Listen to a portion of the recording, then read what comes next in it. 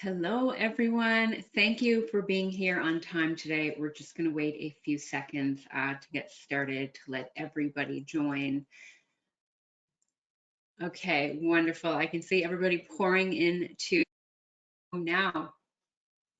Okay, so let's get started. Hello, everyone.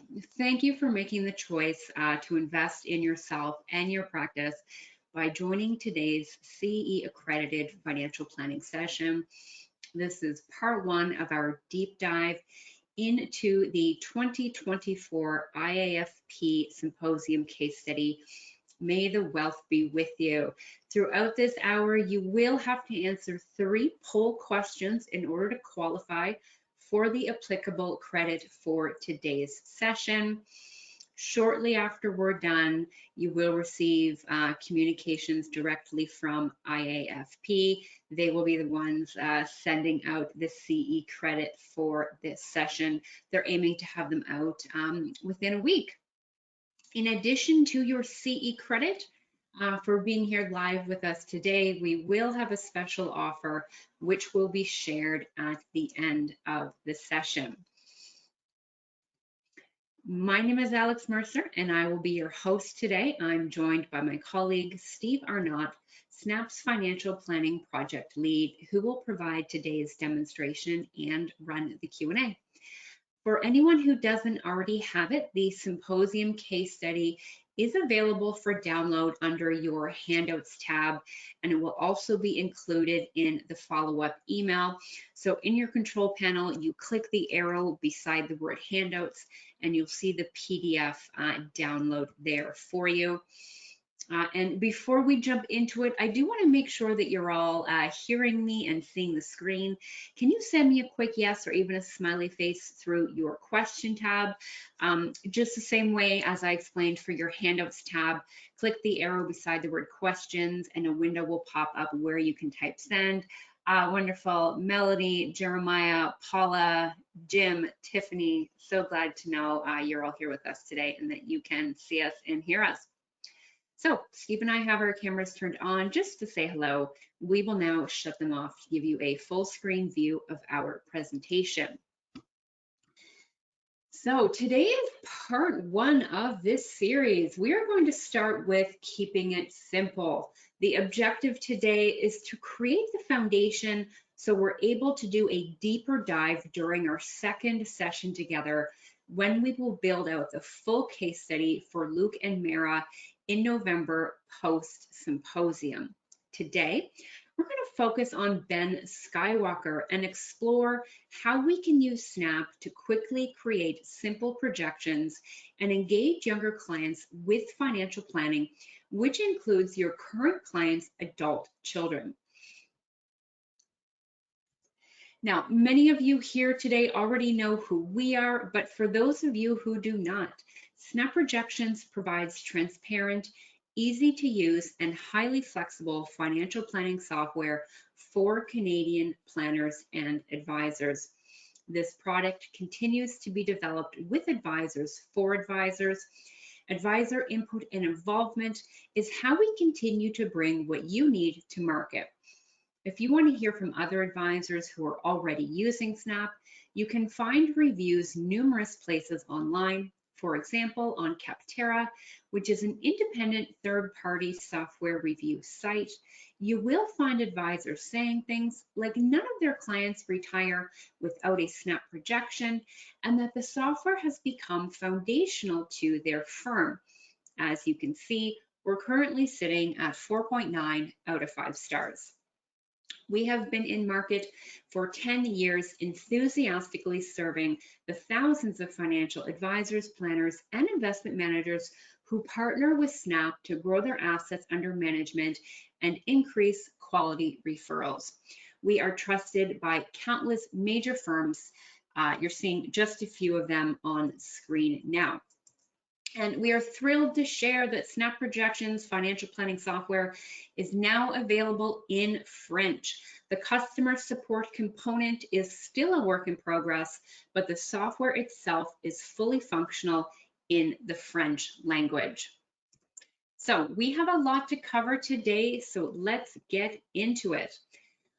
While Ben is still young, he has questions and concerns about his future. Ben has questions that he needs answers to. Those questions today are, where am I headed with what I'm doing now? How can I manage repaying my student loans and work toward purchasing my first home? How can I start saving for my future? And what's going to happen to my money if this market volatility continues? Today, we're going to meet Ben where he's at and provide him with options, transparency, peace of mind, and an actionable plan to achieve his short-term and long-term goals. Now, before Steve takes over and logs into Snap, let's get our first of 3 poll questions out of the way. I'm going to start with a very simple question. Who are we discussing today? You should see that coming up on your screen. Are we talking about Ben Skywalker, Obi-Wan Kenobi, or Yoda? Beautiful. I'm very pleased to see that 98% of you got that one correct. Wonderful. Okay, so with that, I'm going to hand it over to Steve for our In Software Learning. Perfect. Thanks so much, Alex, and thanks everyone for joining us today. Snap Projections is a web-based platform, which means you can access your account from any computer on any Chrome browser using snapprojections.com and then clicking Login in the top right corner. You'll enter your username, password, and the option for a multi-factor authentication, and then be taken directly into the software. You land initially on your client's page where you can view and access any of the projections that you've created in the past. Today, we're going to get started on a new client file for Ben Skywalker, and we're going to go through a few different scenarios to answer the 3 questions that Alex just walked through. So I'll click Add New Client, and we'll get started. So we have Ben's first and last name, born 2004, December 1st, and he's currently living in Ontario. In the top left corner of the software, you'll see that there are 3 key areas to the tool. The first is the scenario setup section where you enter in all of your base plan data. This is where we set things like the general plan settings, enter in expenses, add incomes, assets, and so on. Once we've entered our base plan data, we can then proceed to the planning pages where all of that data will come together to show us Ben's life on one page. From here, we can review values and make changes for any given year or any period of the projection. Once we're comfortable with all of the numbers, we can then proceed to the client report where we can select the charts, tables, and commentary that we would like to include in a final client-facing document. For now, we'll continue on with the scenario setup. I'll click Next, and we'll go to the General Settings page. Now, Ben is only turning 20 this year, so he's still very early on in his life and his financial journey. So we don't want to get too bogged down in the details around retirement. What we do want to provide is an explanation to Ben about how we will be able to work with him over time to answer his questions, give him confidence, provide peace of mind, and walk him through important life decisions. So with that in mind, we still want to include the projection for retirement because it can start on some of those conversations, but we're going to use fairly simplistic assumptions. We're going to assume he retires at age 65, and we'll run the projection until age 95. We'll scroll down and confirm our inflation rate assumptions and rates of return. These can be taken from the FP Canada guideline assumptions and then adjusted for any expected management fees to arrive at a net return assumption. I'll click Next and go to the expenses page. There's lots of flexibility for how to enter expenses within Snap. You can enter in a client's base annual spending need. This is how much the client needs for items outside of the projection. So this is in addition to taxes, contributions, mortgage payments, anything that is not being modeled elsewhere in the software will enter here as a base expense. In this case, Ben is currently spending $24,000 a year on rent, groceries, transportation, and items outside of the plan. He also has additional expenses, and Here we can enter in things like travel goals in retirement, gifts to children, or in this case, we can enter in expected tuition costs of $12,000 for the next 2 years. We can customize the start age and to age for any expense, and then indicate whether we want to highlight that in the charts to ensure that we can have a direct conversation related to the topic. So we have 24,000 base spending needs plus an extra 12,000 for the next 2 years. I'll click next and go to the incomes page. Currently, Ben is working part-time throughout the year and earning about $20,000. He expects to do that for the current year and next year. So 2 more years of $20,000 employment income. So that's going to be, it's going to have CPP and EI deducted. It's also going to be taxed and earn RSP room. He's also receiving EAP payments from the RESP that his parents set up for him. And he's getting $7,500 a year. And that's expected to continue for the next 2 years. So we'll enter that as being taxable from the current year till the end of next year. Once Ben graduates and goes to work full time, he does expect to earn about $60,000 a year. So we're going to enter in his full-time salary of $60,000, and we'll assume that that increases over time with the cost of living. So we'll index that directly to our general inflation rate. We're entering that as employment income. It's taxable, earns RSP room, and that's going to begin as of age 22 and run until the end of the year prior to his projected retirement. If we needed to, we could add other income sources like rent or gifts from parents, which we'll do shortly, and we can add in defined benefit pension plans with or without bridge benefits. I'll click next and go to the assets page where we can enter in his existing savings. So far, Ben has built up $4,000 in his savings account,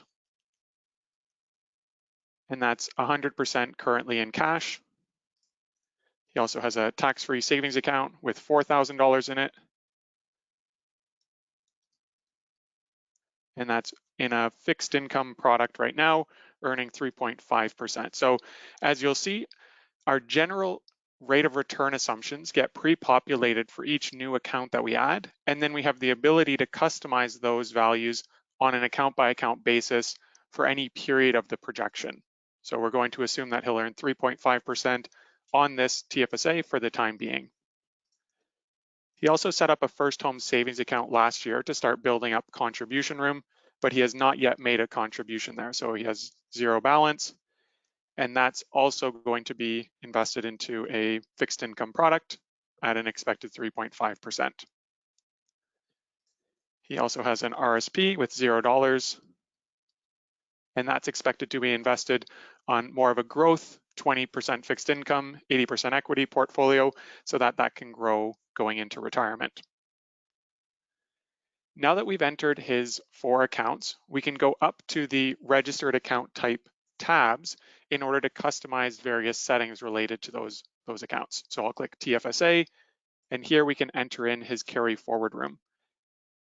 This is a common theme throughout SNAP where you'll see that you can get started with a plan with quick and simple conservative assumptions, or you can refine those assumptions as needed to tailor the projection to your client's unique circumstances.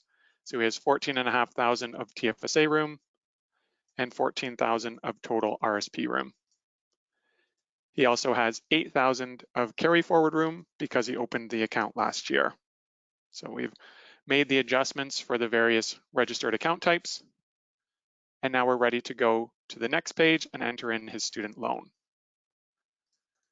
So we'll enter in student loan, which has a current balance of $15,000, and that's a federal loan with no interest currently. And that has expected monthly payments once he graduates of $500 per month. Now, this is something that we can have a conversation with Ben about whether he wants to pay this off more or less aggressively. He's personally very debt averse, having seen bad experiences with family friend Han Solo over time. So he has a preference to pay that off as soon as possible, even though there's no interest rate on the loan. I'll click next and go to the government benefits page. You'll see here that we can customize the start age of the benefit as well as the expected dollar value or percentage of maximum. So if the client is already receiving their CPP, you can enter in the dollar value, or if they've received their Service Canada statement, we can enter it here. Otherwise, we can approximate the expected future benefit given their employment history and salary level. So in this case, we'll assume that Ben's going to work roughly at or above the YMPE level for most of his career and earn 80% of the future maximum.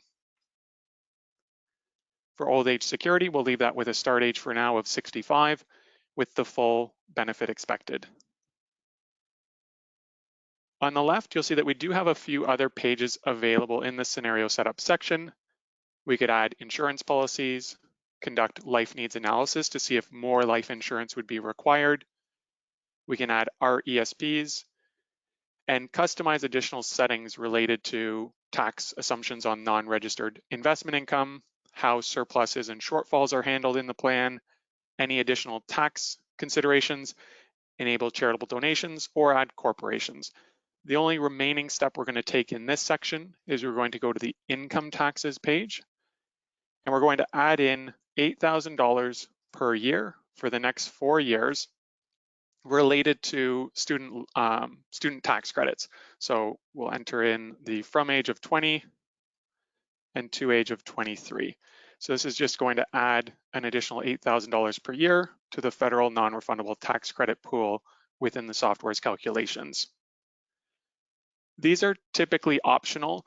The vast majority of credits are pre-calculated and applied within SNAP. So the personal amount, spousal amount, age, and so forth, those are all taken care of.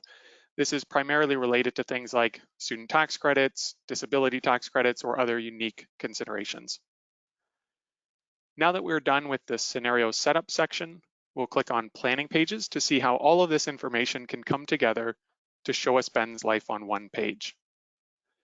Now, the planning page can seem overwhelming the first time you see it, but once you know what you're looking at, it's incredibly intuitive and a very powerful section of the software.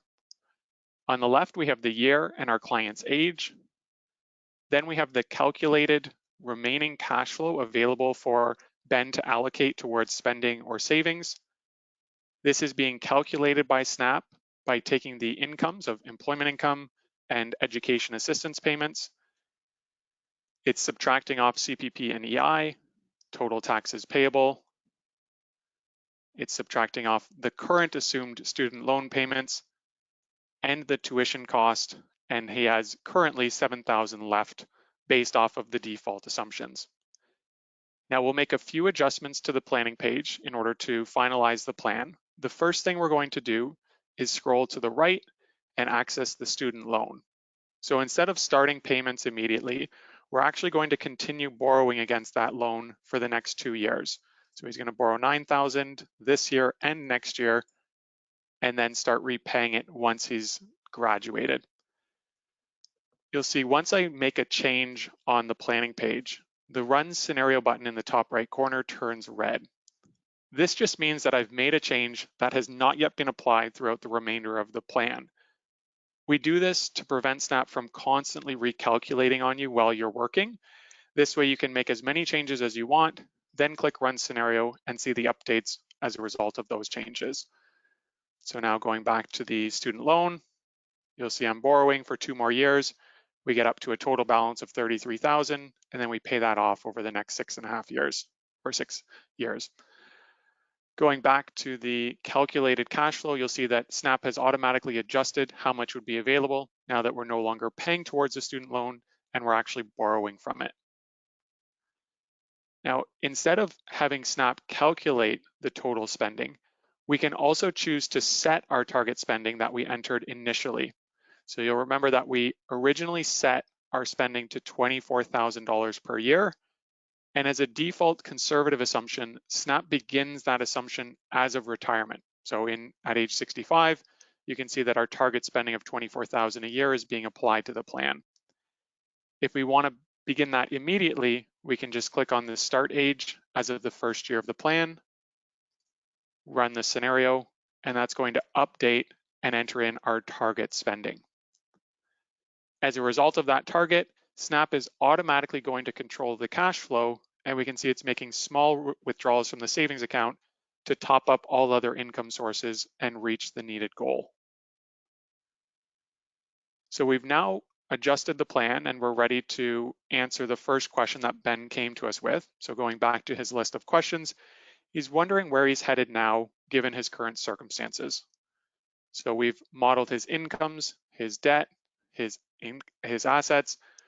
We've set his target spending for the next 2 years. And now what we want to do is have Snap calculate for us how much Ben can spend starting when he graduates at age 22 until the end of the projection in order to smooth his consumption over time. We'll do this by going to the recommendations tool in the top right corner of the planning page.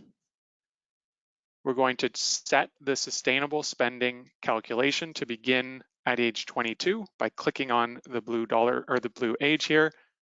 We'll enter 22 and then we'll click calculate. And Snap will take a moment to make its calculations. And it has now determined that Ben can spend $41,500 per year after taxes adjusted for inflation from age 22 until 95 to smooth out his consumption over time. So I'll apply that to the plan and we can take a look at the results. So you'll see that Snap has automatically adjusted our target spending. It's being indexed over time. So this is the actual amount of spending that Ben is doing each year of the plan. That's being funded through his full-time salary. If we scroll to the right, we can see that he's paying his student loan as the primary goal for the first bit of the plan. And then once that's paid off, he's starting to contribute his surplus cash flow into his RSP. That builds all the way until age 65 when he's set to retire. We can see that the target spending of $41,500 is being maintained. It's being indexed for inflation. So his total spending need in the first year of retirement is assumed to be $105,000. That's being sourced from CPP and OAS. Plus, Snap is making withdrawals from the registered and TFSA to supplement those government benefits. And that continues all the way to the bottom of the plan, at which point we've depleted the RSP as of age 95. We can also review this plan in the form of various charts. So here you'll see the base expenses. That's the $41,500 gradually increasing over time for inflation. We can also take a look at the chart in the form of real dollars. If it's easier, especially on longer projections, the inflation assumption can really start to skew the y-axis scale. So show in real dollars, we have the target spending, total tuition, income taxes, debt payments, and then contributions to financial assets. We can also take a look at the cash inflow. So this is where Ben's money is assumed to come from each year of the plan and how much taxes he's going to be paying. And then we have the net worth and where Ben's money is assumed to be held over time throughout the projection. And all of these are fully interactive. So if we wanted to remove a section of the chart, we can check or uncheck in order to focus the conversation on various topics. So if we remove all of the investments, we could have just a focused conversation about when he's expected to pay off that student loan.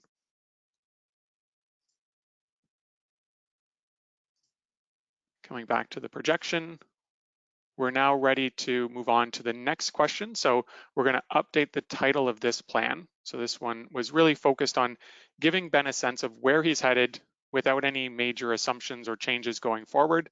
So we'll call this plan scenario 1, current state sustainable spending of $41,500 a year. Now in Snap, we can create multiple projections for the same client in order to test what ifs or compare different strategies. I'm going to do that by clicking on the menu button here and then clicking copy scenario. And I recommend immediately updating the title of any new plan. So I'm going to click on the title, which now has copy in brackets at the end. And I'm going to call this scenario 2, future home purchase. So coming back to Ben's questions, We've given him an indication of where he's headed. So once he graduates, if he's able to land a job at $60,000 a year, he can spend about $41,500 of that per year on lifestyle spending needs in order to save enough to repay his debt and build up a retirement savings plan that will then see him comfortably into retirement. His next question is, how could he fund the purchase of his first home? And that's what we're going to answer in our second plan. So Ben has been talking with his parents, Luke and Mara, and they've agreed to provide him with $8,000 a year once he graduates for the next 5 years in order to fund first home savings account contributions to get him set up with a down payment for a first home. So we're going to make some adjustments to the current plan, add in that additional detail, and then model out a purchase of a new home.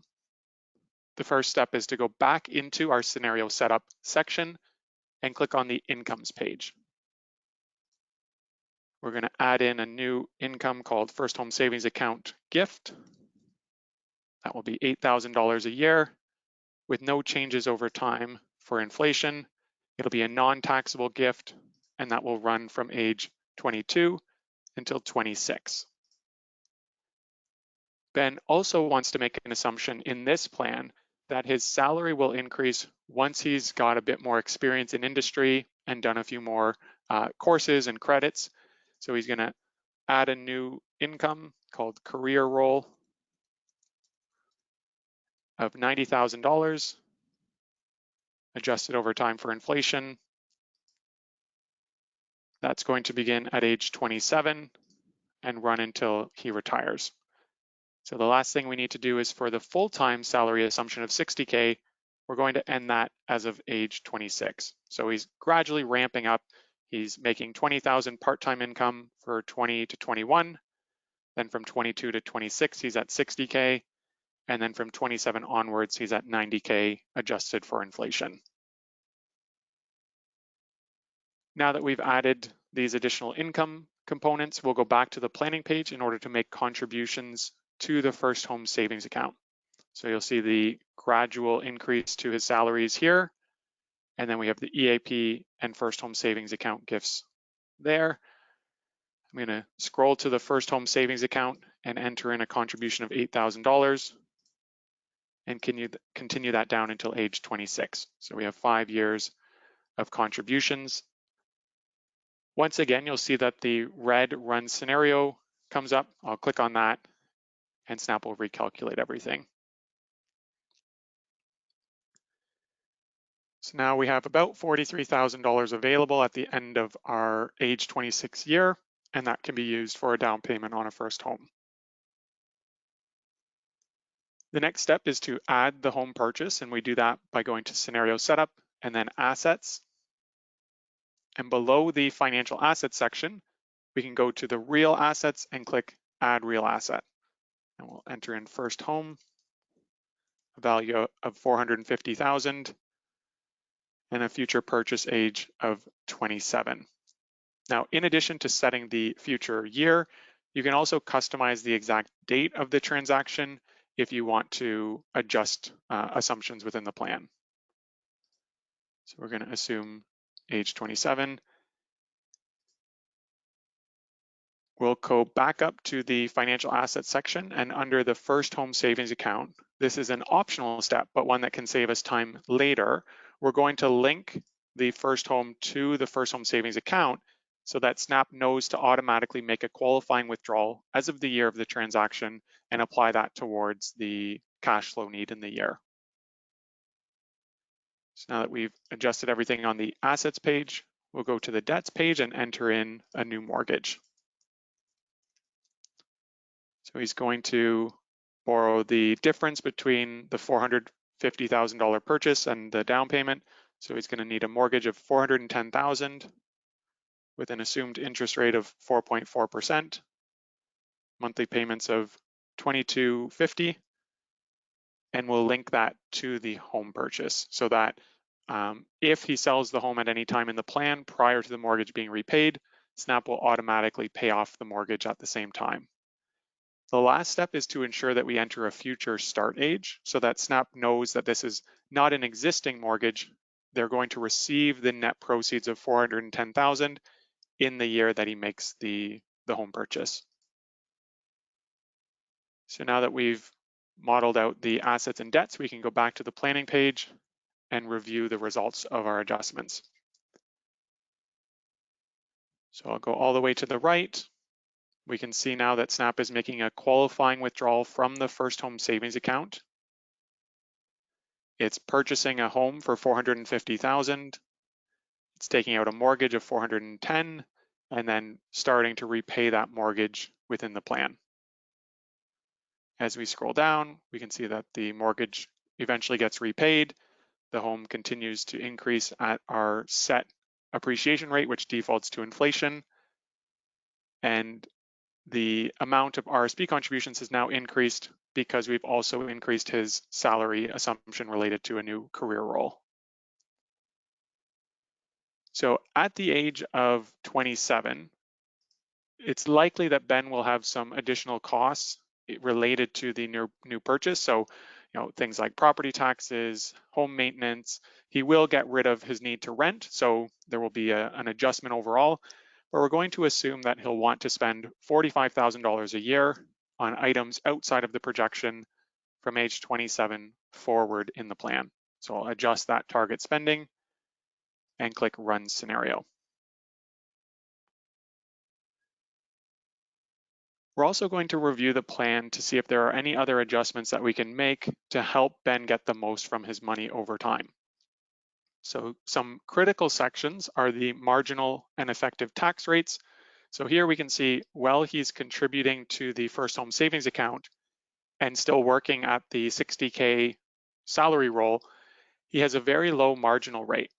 And so instead of contributing any additional cash flow into his RSP, he's likely going to be better off contributing to a TFSA, saving that contribution room for the future when he's in a higher tax bracket, such as the 29% shown here. And then he'll also have more liquidity once the home purchase goes through in case he needs to make withdrawals from the TFSA.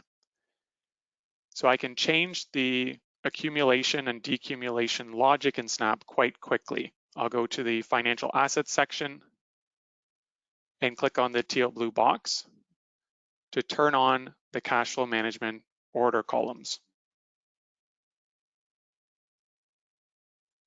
So that's now added 2 new columns to the financial assets section. I can now control the contribution order or the withdrawal order. In this case, I want to adjust the contribution order. So instead of contributing to the registered, then TFSA, then non-reg, I'm going to change that to prioritize tax-free first, then registered, then non-registered, and I'm going to do that until age 26. So you'll see these orders are now adjusted. I'll click Run Scenario, and SNAP is going to make TFSA contributions for that period instead. And so you'll see the marginal rate is now closer to 24%. And these are all optional steps that you can take with your client depending on how much time you have available to allocate to these types of conversations. Other steps that we can take are once he's graduated and he no longer needs this TFSA in a savings account, he could choose to invest that for longer term goals. So for instance, he could change the allocation and the rate of return assumption. So it could be 20% fixed income, 80% equity, similar to the RSP. And we can see that the rate of return is then adjusted as of that year forward in the plan. We could also choose to go down to the year of retirement at age 65, go to the same rate of return column, and adjust the asset allocation at that point to be 40% fixed income and 60% equities in order to reduce the return assumption from that point on. And we can either do that for one account, or we have the option to apply the asset mix or the rate of return assumptions to all personal assets. So I'll do that. That's going to also adjust the RRSP at the same time. And if I don't want it to apply to the savings account, I can just click on the X And when I run the scenario, that's going to update all of the numbers accordingly. So once again, reviewing the changes that we made. We're now contributing to the TFSA. We've increased the rate of return assumption on that account for the time being, and then we've reduced it as of retirement. If we continue on throughout retirement, we can take a look at how much money Ben is expected to have at the end of the plan. So we can see there's about $388,000 still left in the TFSA, $458,000 left in the RSP. So there's a good buffer in addition to his home to serve for any unexpected events over time. If we go to the estate before tax column, I can click on the final estate value and get a summary of what Ben's projected estate is going to be comprised of. So now that we're done with scenario 2, we can go back to Ben's list of questions. How will he fund the purchase of his first home? So what we've shown is that if he's able to get a gift from his parents for $8,000 for the next 5 years after graduating, contribute that to a first home savings account, use that for a down payment, he'll be able to afford the associated mortgage and still be on track for his target retirement. The last question that we want to help Ben with is how his investments will grow over time and what he can expect in terms of market volatility and how different rates of return and market experiences might impact his future outcomes. So I'll go back to the projection. We're going to once again copy the plan. So I'll do that from the scenario menu, click copy scenario.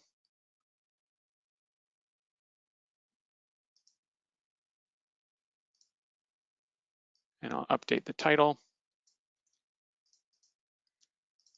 to scenario 3, stress tested returns, and I'll click save. Now, in your base projections, you're going to have static annual returns, which are quite helpful for your primary planning needs, because that's going to keep things like taxable income consistent. It's going to provide a good base understanding of where the client is headed, but we know that the actual returns that they'll experience over time are going to vary year to year. So we've added a module within Snap called stress testing that allows you to apply either historical or randomized rates of return to a projection to have conversations with your clients about sequence of return risk, volatility, and the range of potential future outcomes of their plan. So I'll click Run Randomized Scenario, and you'll see that Snap creates 100 different rate of return sequences and ranks them from worst case scenario to best case scenario. By default, it shows you the median or average case. So this is roughly in line with the expected rates of return that we've already entered in their base projection. And we can change that location on the slider in order to get a worst case scenario. So not the worst, but a 20% case. So 80% of future scenarios will be better than this, 20% will be worse. So it's just a chance to give Ben an idea of what would happen to the plan if rates of return are lower than expected and variable over time. So I'll click Apply and Run, and we can have a conversation with Ben about the impact. So the first thing that we can do is review the actual rates of return in the plan. So you'll see some years are quite strong, others are negative. We can sometimes have a few years of negative returns in a row. And so this is important for Ben to be prepared for a few years of consistent negative returns and potential drawdowns of 30% or more throughout the projection's lifetime. And what we can show Ben is that if this particular rate sequence were to occur, as we get to the bottom of the plan, we can see that the results of his projection are different than the original. So in some cases, the particular sequence of return might be beneficial for the client. In others, it might hurt their plan. And by going through these conversations and running different stress tested scenarios, we can give the client an idea of the range of potential future outcomes. So those are the 3 scenarios that we wanted to present today. We've answered Ben's 3 questions, and the last step is to provide him with a takeaway from our conversation. So I'm going to go back to scenario 2 that has our static annual return assumptions. And I'm going to go to Client Report to create a 1-page summary to provide to Ben as a takeaway and reference. So I'll go into Client Report. I'll go to Report Builder. This is where you can customize what pages to include and in what order. I'm going to click Snapshots Only, and that's going to allow me to focus on the 1-page to 2-page summary tool that Snap has recently added. You'll see that there are other pages available, and you can create larger reports with the snapshots as an executive summary if needed. This case, I'm just going to show a simple 1-page summary as a starting point. So I've ignored the other pages aside from the snapshots. You'll see that there are 10 summary options to select from, and I'm going to pick 6 so that they fit cleanly onto a 1-page export. I can remove pages from inclusion by either clicking on them here or simply dragging them out of the report. So if I want to drag them out, I can just take goal status, for instance, move it outside of the included pages section. I'm also going to get rid of the expense summary and the retirement income summary and the estate summary. So you'll see in this case, I've gotten rid of a lot of the information that's not relevant or as relevant for Ben's case. So things like retirement income and estate, they're not important to this particular conversation. So I'm going to make room and focus on the most relevant sections of the report. And then the last step is I'm going to move the financial asset flows down beside the recommendation summary. So now that I've selected my desired pages from the report builder, I'm going to go to Report Editor so that I can review and customize each of those sections.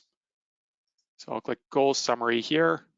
We can see a summary of the goals currently documented in the plan. So Ben's set to retire at age 65 in 2069, average spending pre-retirement of about $43,000 a year, and post-retirement of $45,000. Now, one of the most important pieces that I want to make sure comes across in this page is the fact that these values are actually template variables. So you'll see on the right that you can import or input variables that reference values in the plan rather than having to hard code those numbers or names into the report. And this allows you to create templates that you can use not only for this client and all future projections that you create for them, but for any other client. And that's going to save you time as you reuse your templates throughout your projections. So you can spend time, create your ideal summary reports once, save those defaults for all future plans, and then have Snap pre-populate all of the variables with the relevant information. In addition to using the template variables, you can, of course, still add in static text as needed. So in this case, we're going to add a couple other goals to the projection. So he's also looking to repay his student loan at age 26 in 2030, and he's looking to purchase a property for $450,000 at age 27 in 2031. I'll click next and go to the assumption summary where we can see some of the most material assumptions in the plan. So the projection length, inflation rate, pre-retirement rate of return, post-retirement rate of return. And because we're making assumptions related to his salary, and because those are, of course, material to the projection, I'm just going to document what those assumptions were so that he can easily reference back. I'll click next and look at the net worth statement summary, the net worth over time, financial assets flows. So this just shows his expected need to withdraw from his savings for the next 2 years, and then how much he should be able to contribute to the first home savings account and TFSA once he starts working, in addition to his debt payments. And then the last step is to enter in a few notes in the recommendation summary. So here we have full control to enter in any language or recommendations to provide Ben with his takeaway.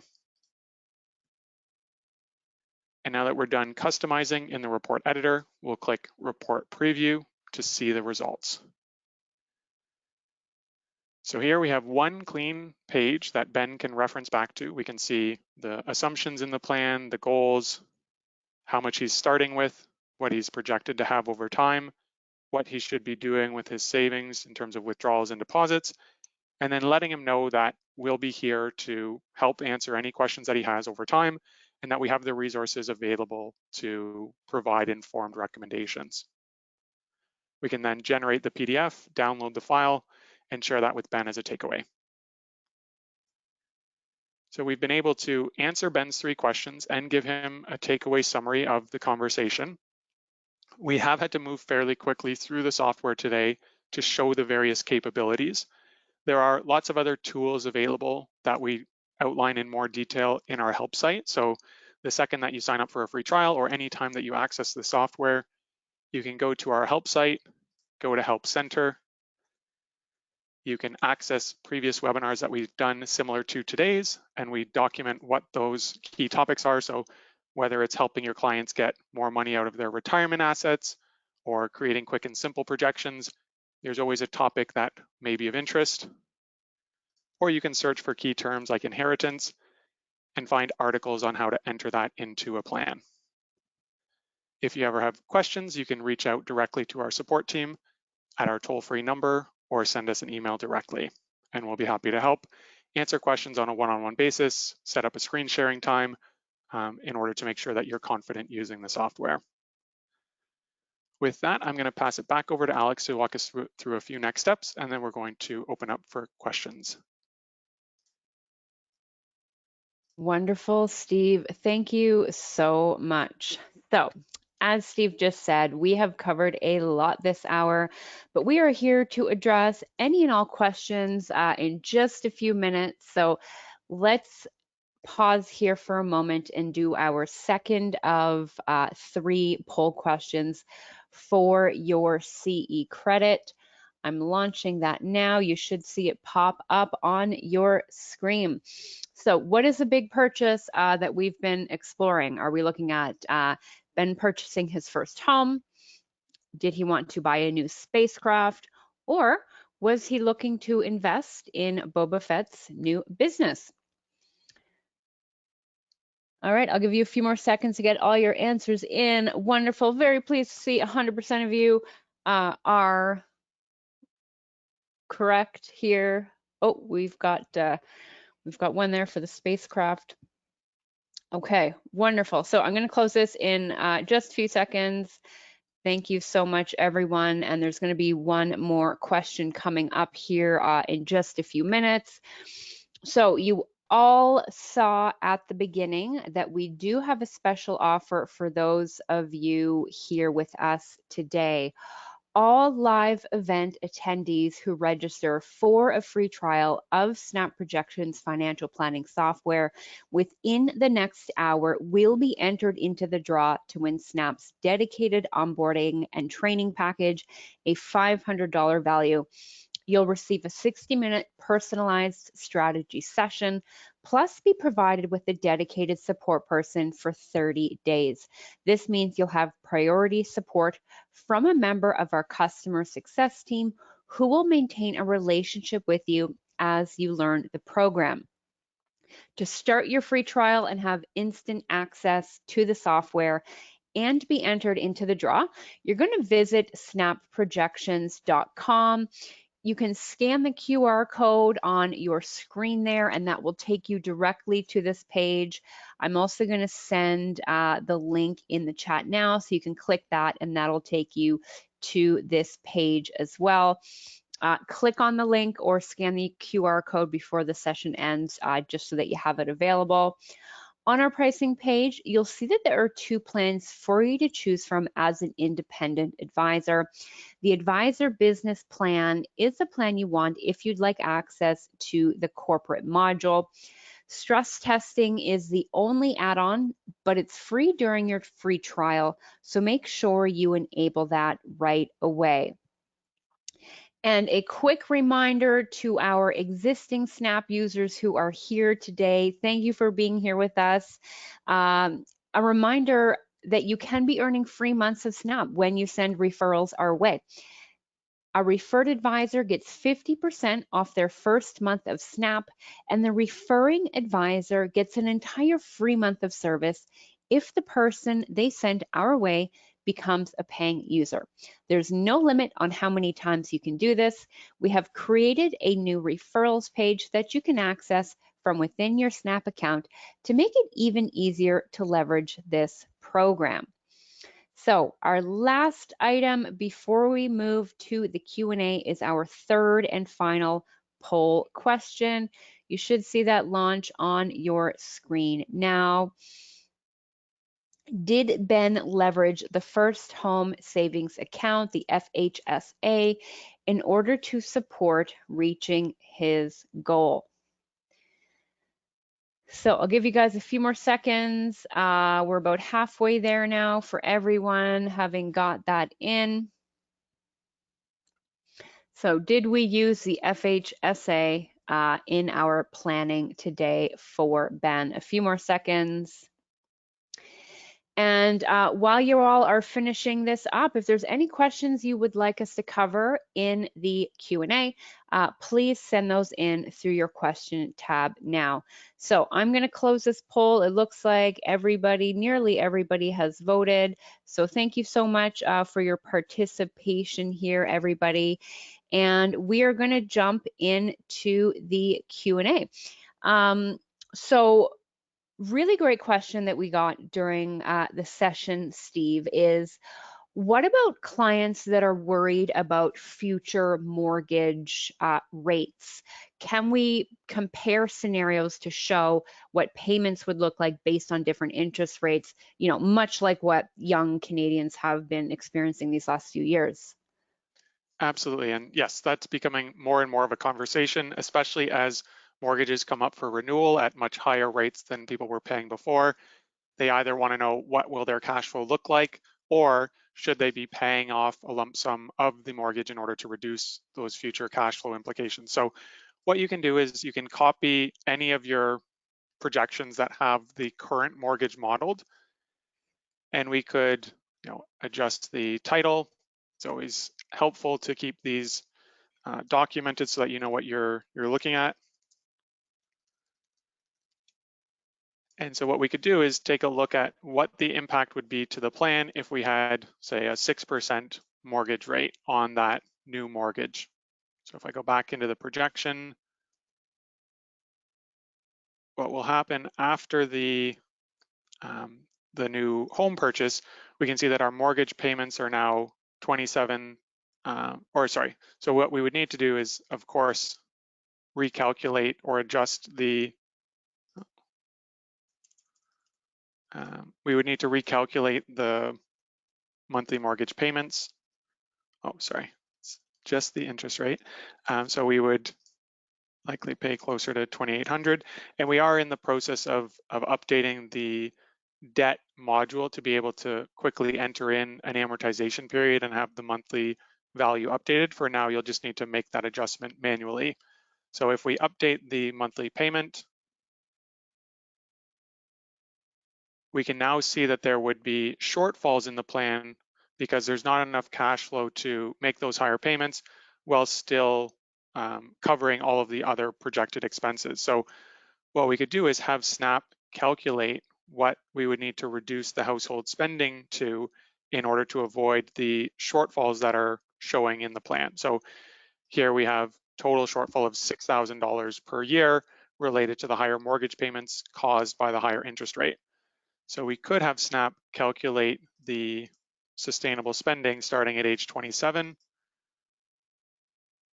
And that's going to help us to avoid running out of money during that initial period. So Snap can help us to calculate the sustainable spending, or we could, of course, just manually reduce it based off of that shortfall. So, it might be closer to 40,000 a year for the initial period and then increase once the mortgage has been paid off. If you wanted to show the interest rate changing over time, we could have multiple mortgages with a mortgage renewal and enter in the future interest rate, the balance at the time of renewal, and then the payments that would be made on that new mortgage. So we do have more details on mortgage renewals and modeling different interest rates. So always happy to provide those walkthroughs or have a discussion related to a particular plan that you're working on. Perfect, thank you. And so in this case today, we've been focusing on, a younger client and focused on more so the accumulation phase versus the decumulation phase. But there's a few questions around, the withdrawal strategy. So can you take a few minutes just to explain the withdrawals that are happening in retirement, how they're happening, and how advisors can control and optimize? And also a few questions around, hold close, and do the same rules apply there? Perfect. So let's take a look at age 65 when Ben is set to retire.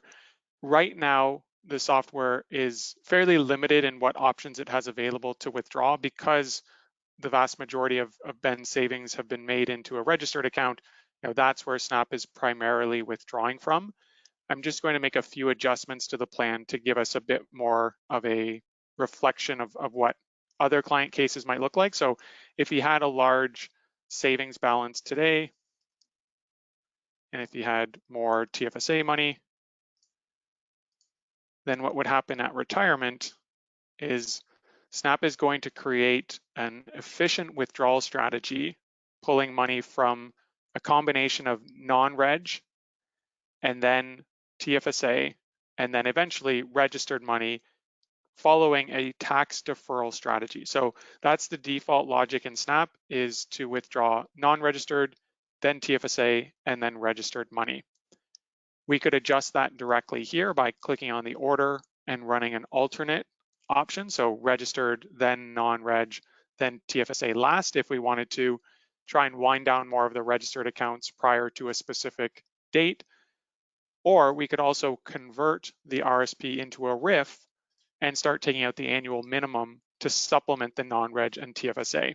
So we would do that by going to the assets page and then setting the RSP to RIF conversion earlier in retirement.